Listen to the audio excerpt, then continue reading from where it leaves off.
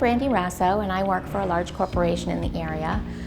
We've been trying to do Agile for some time, and we've been implementing a hybrid version, which doesn't really follow all the rules or get all the benefits. So this is a 2-day class we're taking today, and we started out with a full day exercise of really acting as a Scrum team. That was a really excellent exercise, and we learned so much yesterday about how to plan, how to estimate, when to ask questions, what questions to ask, and then how to really collaborate between ourselves to do the work as the most efficient way.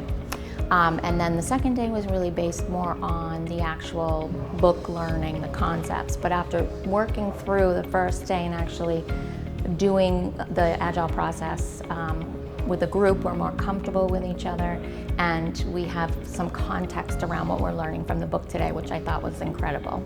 I think the biggest role I'll have to play going back to my corporation is teacher. I think a lot of these concepts require a lot of changes in how we think about work and how we plan work. Once we get people on board with working a little bit differently, I can see the way we do things changing significantly. I would definitely recommend this class to someone else. The teacher was very engaging and easy to listen to and really brought those concepts home.